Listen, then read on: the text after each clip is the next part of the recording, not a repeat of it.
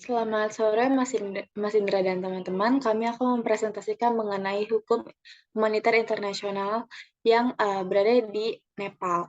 Pertama, ada kasus perang sipil pada 13 Februari 1996, di mana Maois melancarkan perang rakyat dari wilayah barat tengah Nepal sebagai reaksi atas kegagalan upaya pemerintah yang dinominasi Kongres Nasional untuk menegakkan demokrasi dan memenuhi tuntutan Maois. Tujuan perjuangan bersenjata adalah untuk menggulingkan rezim yang ada, mendirikan republik demokratis, dan untuk mentransformasi ekonomi dan masyarakatnya. Kaum Maois telah mengembangkan kapasitas militer, namun masih berada di bawah kendali politik. Kemudian tahun berikutnya Maois meningkatkan serangan mereka di seluruh negeri. Pada tahun 1999, Maois secara resmi mengumumkan pembentukan Tentara Pembebasan Rakyat. Polisi pada gilirannya diduga terlibat dalam operasi yang menggunakan kekuatan berlebihan dan dikaitkan dengan peningkatan jumlah orang hilang sejak tahun 1998 dan seterusnya. Kemudian setelah gagalnya negosiasi perdamaian dengan Maois, keadaan darurat diumumkan pada 26 November 2001. Pemerintah Nepal untuk pertama kalinya sejak dimulainya konflik mengerahkan tentara kerajaan Nepal atau RNA untuk berperang melawan Maois. Selanjutnya akan dijelaskan oleh rekan saya.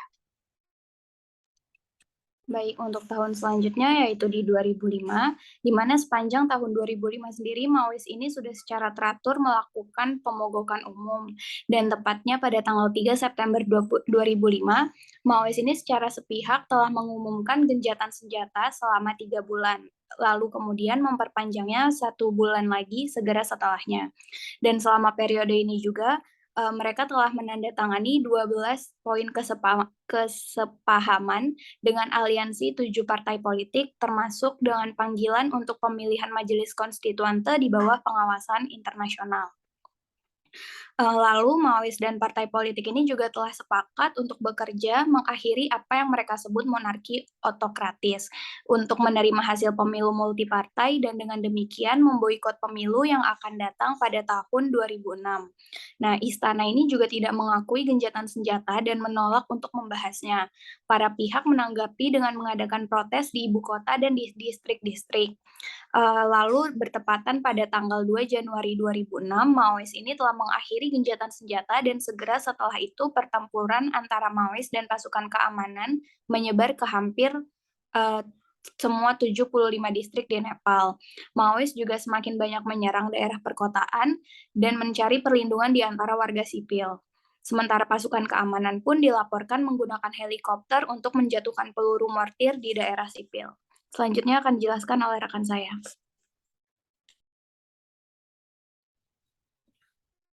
Oke, baik. Selanjutnya di bulan April tahun 2006, tepatnya pada tanggal 21 April, diumumkan bahwa Raja Gyanendra telah melepaskan kekuasaan eksekutif dan mengundang oposisi untuk membentuk pemerintahan. Lalu di tanggal 24 April tahun 2006, Dewan Perwakilan Rakyat dibentuk kembali, dan hal ini juga menyingkirkan raja sebagai panglima tertinggi, namun masih memungkinkan untuk mempertahankan otoritas seremonialnya. Lalu pada awal bulan Mei tahun 2006, Maois dan pemerintah mengumumkan gencatan senjata, dan juga mereka selanjutnya menandatangani kode etik pada tanggal 26 Mei tahun 2006. Lalu di bulan November, pemerintah dan Maois bersepakat untuk menandatangani perjanjian komprehensif untuk melaksanakan proses perdamaian, membentuk majelis konstituante, menyusun ulang konstitusi negara, dan juga membentuk pemerintahan sementara.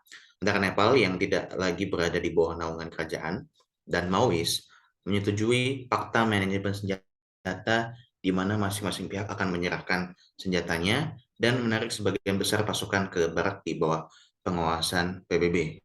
Selanjutnya mengenai ruang lingkup akan dijelaskan oleh rekan saya.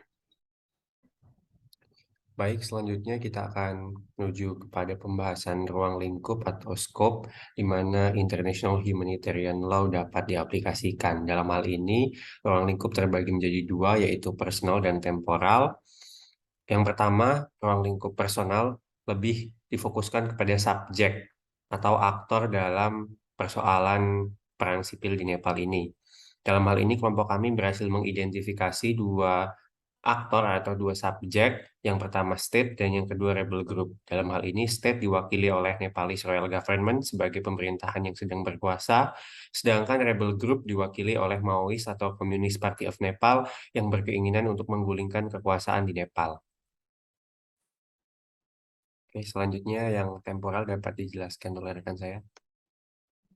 Baik, selanjutnya temporal scope dari konflik Nepal ini dikategorikan dalam dua kondisi, yakni Wars of National Liberation dan Civil War.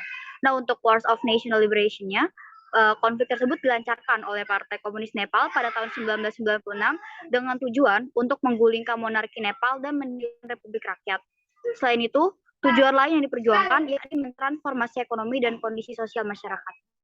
Lalu ada Civil War, perang yang terjadi antara Partai Komunis Nepal atau Maoist dengan pemerintah Nepal, di mana kedua belah pihak ini saling mengangkat senjata dengan tujuan yakni memperebutkan legitimasi kekuasaan.